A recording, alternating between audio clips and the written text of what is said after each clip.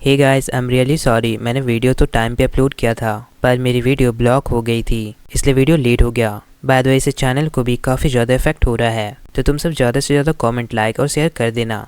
तो last part में हमने देखा था यंग यूहा लुओफिंग को किल करने के लिए 3 डोमेन मास्टर और 3 यूनिवर्स लेवल बंदे से कहती है। उसे पता था कि लुओफेंग 3 डोमेन मास्टर वाले बंदे को सीरियसली नहीं लेगा, क्योंकि लुओफेंग उनको आसानी से किल कर सकता है। इसलिए वो जानबूझकर उन तीनों डोमेन मास्टर वाले बंदे को E9 लेजर गन देती है, जिससे वो बस एक ही अटैक में लुओफेंग को किल कर सकते हैं। वहीं दूसरी ओर सारा कुछ उनके प्लान के अकॉर्डिंग ही चल रहा था। लुओफेंग को पता नहीं था कि इन डोमेन मास्टर वाले बंदे के पास इतनी पावरफुल लेजर गन है, पर इस अटैक के दौरान लुओफेंग बहुत ही फास्ट अपने मैकेनिकल स्पेसशिप को आगे कर लेता है, ताकि वो उस अटैक से खुद को बचा सके। अब आगे तो ये एपिसोड स्टार्ट होती है और हम देखते हैं उसी डेडली माउंटेन को, जहाँ से अभी भी काफी खतरनाक साउंड वेव रिलीज हो रहे थे। उस केव के अंदर हम देखते हैं वो डोमेन मास्टर वाला बंदा अपने पावरफुल E9 लेजर गन से लुओफेंग पे अटैक करता है। ये देखकर लुओफेंग काफी ज्यादा हैरान होता है, क्योंकि उसे पता नहीं था कि इस डोमेन मास्टर वाले बंदे के पास लेजर गन है। शुरुआत में तो बचने के लिए अपने मोइन वाइन से खुद को कवर कर लेता है, पर उस लेजर अटैक के कारण वो मोइन वाइन फौरन ही डिस्ट्रॉय हो जाती है। पर इतने ही पल में लुओफेंग फौरन ही अपने मैकेनिकल स्पेसशिप को आगे ले आया था। इस मैकेनिकल स्पेसशिप की खास बात है कि जैसे ही ये डैमेज होती है, ये फौरन ही खुद को रिपेयर करना स्टार्ट कर देती है। लुओफेंग इस मैकेनिकल स्पेसशिप को अपने आगे लाकर इसे डिफेंस जैसे यूज करके खुद को डिफेंड करने की कोशिश करता है, पर उस लेजर अटैक से बहुत ही एक्सट्रीम फोर्स रिलीज होती है, जिससे लुओफेंग अपने मैकेनिकल स्पेसशिप के साथ पीछे वाली दीवार में क्रश हो जाता है। ये देखकर वो बंदा काफी ज्यादा खुश होता है। उसे लग रहा था कि उसने लुओफेंग को किल कर दिया। वो खुश होते हुए कहता है कि आखिरकार लुओफेंग को मैंने ही किल किया। पर तभी हम देखते हैं उस बंदे पे मोइन वाइन से काफी बुरी तरह अटैक होती है। वो बंदा काफी ज्यादा घायल हो जाता है और अब मोइन वाइन उस बंदे को पूरी तरह अपने अंदर जकड़ लेती है। साथ ही हम देखते हैं उस बंदे का हाथ भी कट कर नीचे गिर जाता है और तभी हम देखते हैं लुओफेंग वहाँ से बाहर आता है। इस वक्त लुओफेंग भी काफी ज्यादा इंजर हो गया था। वो बंदा अपने सामने लुओफेंग को देखकर कहता है, ऐसा नहीं हो सकता, आखिर तुम लेजर गन से सर्वाइव कैसे कर सकते हो, जबकि लुओफेंग तो उसे मोइन वाइन के अंदर ही क्रश कर रहा था। साथ ही वो उसके स्टोरेज स्पेस रिंग को भी ले लेता है और फौरन ही उसे डिस्ट्रॉय कर देता है। उसके स्टोरेज स्पेस से बहुत ही सारे टोकन्स निकलते हैं। ये देखकर लुओफेंग कहता है, ऐसा लगता है कि तुमने 3000 से भी ज्यादा आदमी को किल किया है, क्योंकि तुम्हारे पास 3000 टोकन्स हैं। आखिर तुम्हें मुझे किल करने के लिए किसने भेजा है? ये कहकर लुओफेंग उस पर मेंटल अटैक करता है, जिससे लुओफेंग उसके कॉन्शियसनेस वर्ल्ड में चला जाता है। अब वो बंदा लुओफेंग के डर से कांप रहा था। तभी लुओफेंग को मालूम चलता है कि इसके पीछे तो वही फ्लेम मास्टर है, जो कि पहले लुओफेंग पे अटैक किया था। साथ ही वो बंदा यंग यूहाओ के बारे में भी सोच रहा था। वो सोचता है अगर वो लुओफेंग को यंग यूहाओ के बारे में बता दिया तो यंग यूहाओ उसे किल कर देगी, इसलिए वो बताने से पहले ही खुद को वहीं पे डिस्ट्रॉय कर लेता है। अब लुओफेंग उस लेजर गन को अपने स्टोरेज स्पेस में रख लेता है और कहता है कि ये तो काफी खतरनाक लेजर गन है। इवन की बुलान पे भी इस लेजर गन से अटैक किया जाए तो वो भी इस अटैक से बच नहीं पाएगा। अब वो सोचता है बुलान तो लापता हो गया और पैंथम जेलस को किल कर दिया गया और मेरे पे 2 बार अटैक हो चुका है। ये सारी चीजें नॉर्मल नहीं है। ऐसा लगता है कि कोई एनिमी किसी स्पेसिफिक पर्सन पे टारगेट नहीं कर रहा, बल्कि वो तो हमारे पूरे रेस्क्यू टीम पे ही टारगेट कर रहा है। वो हम सभी को किल करना चाहता है। आखिर इन सब के पीछे का मास्टरमाइंड कौन है? सीन शिफ्ट होती है और हम देखते हैं एल्डर जियांग और मिस लुओ डिमोनिक माउंटेन में सारे कल्टीवेटर की रियल लोकेशन पता करने की कोशिश कर रहे थे। मिस लुओ बताती है कि डिमोनिक माउंटेन पे काफी ज्यादा साउंड वेव्स हैं, जिसके कारण वहाँ का सिग्नल डिस्ट्रैक्ट हो रहा है, इसलिए हमें उनकी रियल टाइम लोकेशन मालूम नहीं चल रही है। तभी वहाँ किंग टू यान आते हैं और कहते हैं अगर ऐसी बात है तो फिर कंपनी और भी पावरफुल बंदे को वहाँ पे क्यों नहीं भेजती है? झूठ में ये सारे कल्टीवेटर वहाँ पे फंस जाएंगे। जिस पर एल्डर जियांग कहते हैं मुझे लगा था कि बुलान का कॉन्शियसनेस पावर बहुत ही ज्यादा स्ट्रॉन्ग है और क्वालिफिकेशन बैटल में अचानक से उसका कॉन्शियसनेस वीक हो गया, क्योंकि वह अचानक से वर्चुअल यूनिवर्स में डिस्ट्रैक्ट हो गया था और तभी से बुलान मिसिंग है। जो भी बंदा बुलान पे अटैक किया होगा वो काफी ज्यादा चालाक है, क्योंकि जब बुलान फाइट कर रहा था तभी मौका पाकर उसने उस पे अटैक किया। शायद ये कोइंसिडेंस हो सकती है या फिर एक प्लान। सीन शिफ्ट होती है और हम देखते हैं लुओफेंग पैंथम जेलस की बॉडी को काफी गौर से ऑब्जर्व कर रहा था, क्योंकि वो पता लगाना चाहता है कि आखिर पैंथम जेलस को किसने किल किया। तभी लुओफेंग के पीछे मोरो आता है और वो पैंथम जेलस के डेड बॉडी के साथ लुओफेंग को देखकर वो भी चौंक जाता है और कहता है लुओफेंग तुमने पैंथम जेलस को किल कर दिया। जिस पर लुओफेंग कहता है मोरो तुम गलत समझ रहे हो। पर मोरो तो लुओफेंग की कोई भी बात सुनने के लिए तैयार नहीं था। वो फौरन ही कंपनी को इस रिपोर्ट के बारे में बताने वाला था कि लुओफेंग ने पैंथम जेलस को किल किया है, पर अनफॉर्चुनेटली उस केव के अंदर कोई भी सिग्नल नहीं होता है। अब लियो फैंग उसे समझाने के लिए आगे बढ़ता है कि वो गलत समझ रहा है, पर मोरू तो उस पर अटैक करने के लिए तैयार हो जाता है और कहता है तुम मुझे भी अकेले में मारना चाहते हो ताकि ये सारा प्रूफ मिट जाए। पर लियो फैंग उसे दोबारा से समझाने की कोशिश करता है कि मैंने पैंथम जेलस को किल नहीं किया है। जब मैं यहाँ पे आया तो ये पहले से ही मरा हुआ था, तुम इसका बॉडी भी चेक कर सकते हो, ये पहले से ही पॉइजन हो गया था। अब मोरू धीरे धीरे पैंथम जेलस की बॉडी की ओर बढ़ता है और वो उसकी बॉडी को देखने ही वाला था। तभी लियो फैंग उससे कहता है कि तुम उसकी बॉडी में बड़ा सा जख्म देख सकते हो, इसी वजह से वो मारा गया है। पर इतने में ही मोरू उसे चुप रहने को कहता है और कहता है तुम कुछ मत बोलो। लियो फैंग कहता है तुम इसे मालूम कर सकते हो कि ये सारे अटैक मेरे मेंटल वेपन और मेरे कोई भी वेपन से नहीं किया गया है। जिस पर मोरू पैंथम जेलस के जख्म को देखकर कहता है कि ये जख्म तो काफी ज्यादा बड़ा है और ये तुम्हारे वेपन से भी मैच नहीं करता है, पर आखिर तुम्हारे बॉडी पे इतना ज्यादा इंजरी कैसी है। लियो फैंग बताता है कि उस पे भी 2 बार अटैक हो चुके हैं और उसी वजह से वो भी घायल है। ये इंजरी हाल ही में उसका सामना एक डोमेन लॉर्ड से हुआ था और वैसे सच क्या है, अगर मेरे में और पैंथम जेलस में फाइट होता तो कभी भी पैंथम जेलस मुझे इतना बुरी तरह घायल नहीं कर पाता। ये सब जानने के बाद मोरू को भी बिलीव हो जाता है कि लियो फैंग ने पैंथम जेलस को किल नहीं किया है। वो लियो फैंग से कहता है मुझे तुम पे ट्रस्ट है कि तुम अपने फेलो कल्टीवेटर पे अटैक नहीं करोगे। जिस पर लियो फैंग उसे शुक्रिया कहता है कि फाइनली उसको लियो फैंग पे यकीन हो गया। लियो फैंग मोरू को बताता है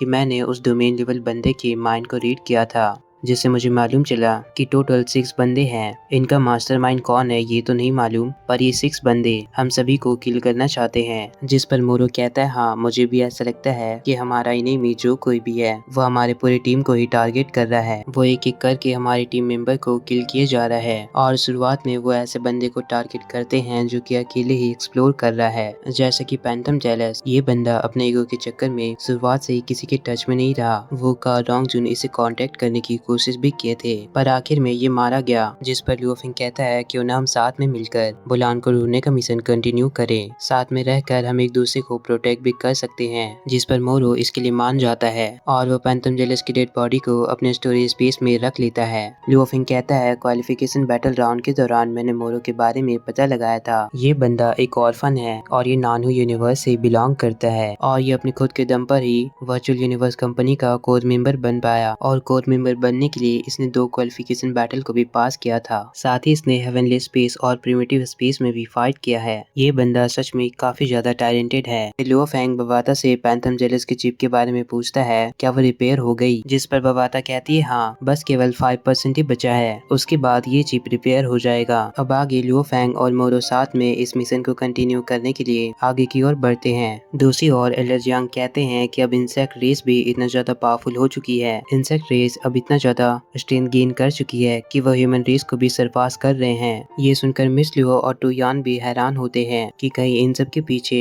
इंसेक्ट क्लैन का हाथ तो नहीं है। और एल्डर जियांग बिल्कुल ही सही गेस कर रहे हैं क्योंकि यंग युहा जो कि लियो फैंग को किल करना चाहती है वो स्नैक क्लैन से बिलोंग करती है। फिर एल्डर जियांग बताते हैं कि इंसेक्ट रेस काफी सीक्रेट वे में अपना प्लान करते हैं, इनको एक्सपोज करना कोई आसान काम नहीं है। दूसरी ओर हम देखते हैं लियो फैंग और मोरू साथ में आगे की ओर बढ़ रहे थे। तभी बवाता लियो फैंग से कहती है मैंने इस चिप को एनालाइज किया है, देखो इस चिप में क्या था। अब लियो फैंग उस चिप के डाटा को देखने लगता है जिसमें पैंथम जेलस की लास्ट वीडियो प्ले हो रही थी और मोरू लियो फैंग को पीछे से ऑब्जर्व कर रहा था। जबकि दूसरी ओर ट्रू यान बताते हैं कि लास्ट टाइम लियो फैंग ने ब्लड लियो कॉन्टिनेंट से एक बॉक्स लाया था और उसमें भी इंसेक्ट क्लैन का एक सैंपल था। ट्रू यान कहते हैं कि ब्लड लियो कॉन्टिनेंट के लोग उस कॉन्टिनेंट से बाहर नहीं जा सकते, तो इसका मतलब जरूर वो बॉक्स किसी आउटसाइडर ने ब्लड लियो कॉन्टिनेंट में लाया था। पर ब्लड लियो कॉन्टिनेंट में सिर्फ दूसरे स्पेस के जीनियस ही ट्रेनिंग के लिए एंटर कर सकते हैं। तभी वो नोटिस करते हैं वो का अकेले ही उस टनल में एक्सप्लोर कर रही थी। तभी अचानक से उनका स्क्रीन ऑफ हो जाता है। एल्डर जियांग कहते हैं कि इनमें से टोटल 9 कल्टीवेटर हैं। मिस लुओ कहती है इसका मतलब इन 9 कल्टीवेटर में से कोई बंदा इंसेक्ट क्लैन के साथ मिलकर हमें धोखा दे रहा है, इनमें से ही कोई एक गद्दार है। सीन शिफ्ट होती है लियो फैंग की ओर, जहाँ लियो फैंग अभी भी आगे बढ़ रहा था, पर तभी उसे अपने पीछे काफी अजीब फील होता है जैसे कि कोई उसे पीछा करके किल करना चाहता हो। और तभी अचानक ही उस पे पीछे से अटैक होता है। तभी हमें पता चलता है वह गद्दार कोई और नहीं बल्कि मोरू है। वो सभी को धोखा दे रहा है। वो लियो फैंग पे अपने तेज क्लो से अटैक करके उसे पीछे फेंक देता है और अब काफी तेजी से उस पर अटैक करने लगता है। तो लियो फेंग अपने पैंटम सॉर्ड से उसके सारे अटैक को ब्लॉक किया जा रहा था, लेकिन वो बंदा लियो फेंग को नीचे गिरा देता है। अब लियो फेंग मो युनवान से खुद को हील करता है और कहता है तो तुम ही हो असली धोखेबाज, जिस पर मोरो वहाँ से भागने की कोशिश करता है। ये देखकर लियो फेंग कहता है तो अब तुम मुझसे बचना चाहते हो, पर लियो फेंग को क्या मालूम कि मोरो उसके डर से वहाँ से भाग नहीं रहा। तभी अचानक ही वहाँ पे एक डिजास्टर आता है और ये पहले जैसा डेथ ट्रैप है। लियो फेंग को समझ नहीं आता आखिर ये सब क्या हो रहा है। बबाता बताती है ये भी डेथ ट्रैप है जो कि अचानक ही एक्टिवेट हो गया। साथ ही वो बताती है कि ये पिछले वाले डेथ ट्रैप से 100 टाइम ज्यादा टेरिफाइंग है, इसे काउंटर करना काफी ज्यादा मुश्किल है। और वो लियो फेंग को अपने अंदर स्वैलो करने लगता है, पर लियो फेंग इस बार भी अपने पैंथम सॉर्ड को यूज करके उससे बचने की कोशिश करता है। पर इस ट्रैप का फोर्स काफी ज्यादा पावरफुल था, वो सारी चीजों को अपने अंदर स्वैलो कर रहा था। लियो फेंग अपनी पूरी कोशिश करता है कि वो अपने पैंथम सॉर्ड की मदद से इस डेथ ट्रैप से बच जाए, पर वहाँ का सक्शन फोर्स बहुत ही ज्यादा पावरफुल है। वो लियो फेंग को अपने अंदर स्वैलो करने लगता है। तो लियो फेंग दोबारा से अपने मोइडवान का यूज करता है। ये देखकर मोरो लियो फेंग से कहता है कि यहाँ पे अक्सर 6 आवर के बाद हमेशा डेथ ट्रैप एक्टिवेट होता है और ये डेथ ट्रैप काफी ज्यादा खतरनाक होती है। जो भी इसके अंदर जाता है उसका सर्वाइव करने का चांस बिल्कुल ही इम्पॉसिबल है। साथ ही वो लियो फेंग को बताता है कि मैंने तुम्हें यहाँ फंसाने के लिए काफी ज्यादा मेहनत की थी और आखिरकार तुम यहाँ फंस ही गए। ये सुनकर लियो फेंग को काफी ज्यादा गुस्सा आता है कि मोरो उनमें से ही होकर उसे धोखा दे रहा है। इसलिए लियो फेंग फौरन ही अपने मोइनवान से उस पर अटैक करता है। ये देखकर मोरो घबरा जाता है और वो लियो फेंग पे लेजर गन से अटैक करता है। वो फौरन ही मोइनवान से बचकर वहाँ से निकलना चाहता था, पर लियो फेंग अपने मोइनवान को और भी ज्यादा एक्सपैंड करके उस पर अटैक करता है। पर तभी उस डेथ ट्रैप से और भी ज्यादा तेज साउंड वेव रिलीज होने लगती है, जो कि डायरेक्ट ही लियो फेंग के कॉन्शियसनेस को अफेक्ट कर रही थी। लियो फेंग मोरो को किल करने के लिए गोल्डन बीस्ट बॉडी को भी एक्टिवेट करता है, पर वो साउंड वेव बढ़ते ही जा रहे थे, जिसकी वजह से लियो फेंग अनकॉन्शियसनेस फील करता है और ज्यादा साउंड वेव रिलीज होने के कारण वो किसी इल्यूजन में चला जाता है। इधर मोरो भी उसके अटैक से घायल हो गया था। अब मोरो कहता है तुम पैंथम जेलस के मरने के बाद इस केव में आए, साथ ही बुलान भी अभी तक मिसिंग है। मैं तो बस खुद को प्रोटेक्ट करना चाहता हूँ क्योंकि तुम मेरा पीछा कर रहे थे और तुम्हें इलिमिनेट करना मेरे लिए तो और भी अच्छी बात है क्योंकि मेरा एक कॉम्पिटिटर कम हो जाएगा। ये सब कहकर मोरो खुश हो रहा था, जबकि दूसरी ओर हम देखते हैं लियो फेंग पूरी तरह से अनकॉन्शियसनेस होकर उस ट्रैप में नीचे गिरता जा रहा है। बबाता उसे बचाने की कोशिश करती है। बबाता लगातार लियो फेंग से कहती है लियो फेंग उठ जाओ, पर लियो फेंग तो और भी ज्यादा अनकॉन्शियसनेस हो रहा था। साथ ही वो उस पल में सुजिन को मिस कर रहा था। अब तो बबाता और भी ज्यादा घबरा जाती है और लियो फेंग उस ट्रैप में और भी गहरा नीचे गिर जाता है। फिर कुछ स्टोन उस ट्रैप को कवर कर लेते हैं, जबकि दूसरी ओर हम देखते हैं एलर्जियांग, मिस लुओ और किंग जिनयान इसी बारे में बात कर रहे होते हैं कि आखिर उन 9 वॉरियर में धोखेबाज कौन है। मिस लुओ कहती है अगर कोई कल्टीवेटर हमें धोखा दे रहा है तो इसे तो बाकी दूसरे कल्टीवेटर को भी काफी ज्यादा खतरा है। एलर्जियांग कहते हैं हाँ, और हमें किसी तरीके से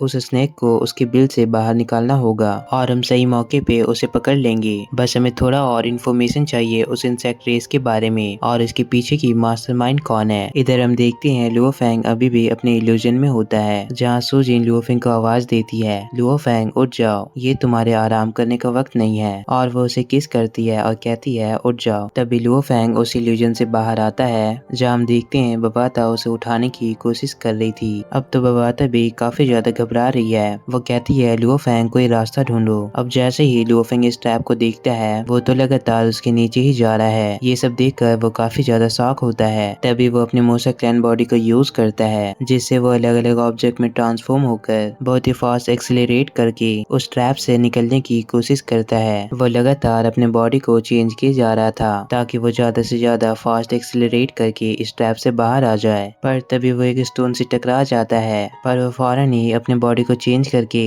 उस स्टोन को भी ब्रेक कर देता है। ये देखकर बबाता काफी खुश होती है क्योंकि अब उसे होप मिल रहा था कि वो इस ट्रैप से बाहर निकल जाएंगे। पर तभी लियो फेंग बताता है कि ये ट्रैप पिछले वाले ट्रैप से 100 टाइम ज्यादा स्ट्रॉन्गर है। इवन कि मेरे मोसा क्लैन बॉडी का स्पीड भी इसे स्कैप नहीं कर सकता। यहाँ का सक्शन फोर्स बहुत ही ज्यादा स्ट्रॉन्गर है। और हम देखते हैं लियो फेंग दोबारा से नीचे की ओर जाने लगता है, तो लियो फेंग फौरन ही गोल्डन बीस्ट में ट्रांसफॉर्म होकर वहाँ से निकलने की कोशिश करता है। पर वो बताता है कि इवन गोल्डन बीस्ट बॉडी भी इतना फास्ट एक्सेलरेट नहीं कर सकती कि वो इस ट्रैप से बाहर आ जाए। लियो फेंग कहता है ऐसी सिचुएशन में मुझे रिस्क लेना होगा और लियो फेंग अपनी पूरी पावर को यूज करके गोल्डन बीस्ट बॉडी से ही उस ट्रैप से बाहर निकलने की कोशिश करता है। बवाता बताती है लुओ फेंग कुछ करो, अगर हम इस ट्रैप के बॉटम एरिया में चले जाएंगे तो हमारा बॉडी बिल्कुल ही टुकड़े टुकड़े में बच जाएगा। सीन शिफ्ट होती है यिंग युहाओ की ओर। एक्चुअली इसका रियल नेम यू पुहो है, जो कि ओरिजिनल चाइनीज नेम है और इसकी प्रोनाउंसिएशन काफी ज्यादा वियर्ड है, इसलिए मैंने इसका नाम चेंज कर दिया है, तो आप सब कंफ्यूज मत होना। यहाँ वो जी उसे बताता है कि जब वो लुओ फेंग को किल करने के लिए उस केव में गया था तो वहाँ वो देखा लुओ फेंग का कंपेनियन ही लुओ फेंग को एक डेथ ट्रैप में किक कर दिया और लुओ फेंग उस डेथ ट्रैप में गिर गया और इस बार उसका बचने का कोई भी चांस नहीं है। और वो यिंग युहाओ को सारा सीन दिखाता है। ये देखकर यिंग युहाओ कहती है मोरो ने तो अपने कंपेनियन को ही धोखा दिया, जिस पर वूची पूछता है मास्टर क्या आप इसे जानते हो, जिस पर यिंग युहाओ बताती है कि ये भी तुम्हारी तरह एक मिशन को कंप्लीट कर रहा है और मजे की बात इसी ने बुलान को भी सही टाइम पे किक किया था और अनफॉर्चुनेटली बुलान को इस बारे में मालूम ही नहीं है कि उसके सारे टीम मेंबर उसे ढूंढने के लिए मैजिक माउंटेन आए हैं। फिर वो भी वूची से पूछती है क्या तुम्हें बुलान मिला, जिस पर वो बंदा कहता है कि हमने मैजिक माउंटेन पे सारे डेंजरस प्लेस को इन्वेस्टिगेट कर लिया है पर हमें कहीं भी बुलान नहीं मिला, जिस पर यिंग युहाओ कहती है तो फिर तुम सब अपनी इन्वेस्टिगेशन कंटिन्यू रखो, जब भी तुम्हें कुछ पता चले तो मुझे रिपोर्ट कर देना, साथ ही मुझे लुओ फेंग की क्लियर रिपोर्ट चाहिए कि वो जिंदा है या फिर मर गया, जिस पर वूची कहता है ठीक है और वो वहाँ से चला जाता है। इधर यिंग युहाओ कहती है अफसोस मोरो तुमने मेरी बात नहीं सुनी, इसलिए अब तुम मुझे ब्लेम मत करना कि मैंने तुम्हारा यूज किया। दूसरी ओर हम देखते हैं लुओ फेंग गोल्डन बिस्ट में ट्रांसफॉर्म होकर उल्टा उसी ट्रैप की ओर जाने लगता है, क्योंकि उसे मालूम था कि वो गोल्डन बिस्ट को यूज करके इस ट्रैप के सक्शन पावर को सरपास नहीं कर सकता, इसलिए वो रिस्क लेकर ये कदम उठाया। वो फौरन ही गोल्डन बिस्ट में ट्रांसफॉर्म होकर काफी तेजी से उस ट्रैप के बॉटम एरिया में जाने की कोशिश करता है और कुछ देर ट्रैवल करने के बाद वो सब बॉटम एरिया में पहुंच ही जाते हैं, जहाँ बवाता उसे कहती है देखा मैं जिससे घबराई हुई थी वही बात हो गई, अब हमारी बॉडी टुकड़े टुकड़े में बढ़ जाएगी क्योंकि ये फोर्स बहुत ही ज्यादा स्ट्रॉन्ग है। पर लुओ फेंग फौरन ही अपने बॉडी को पैंथम बेस में ट्रांसफॉर्म कर लेता है और बताता है मोसा क्लैन बॉडी की खास बात है कि वो किसी भी बॉडी को क्लोन कर सकती है और इस सिचुएशन में वो पैंथम बेस की बॉडी को क्लोन कर लिया, क्योंकि पहले भी वो पैंथम बेस में ट्रांसफॉर्म होकर बच चुका है, उसे पैंथम बेस की सारी क्वालिटीज मालूम है। अब जैसे ही पैंथम बेस नीचे टकराती है उसकी पूरी बॉडी काफी सारे टुकड़ों में बढ़ जाती है, लेकिन पैंथम बेस की खास बात है कि उसकी बॉडी कितना भी ज्यादा टुकड़े में क्यों ना हो जाए वो दोबारा से अपने बॉडी पार्ट्स को ज्वाइन करके रिवाइव हो सकता है, इवन कि इससे उसका कॉन्शियसनेस भी डिस्ट्रॉय नहीं होता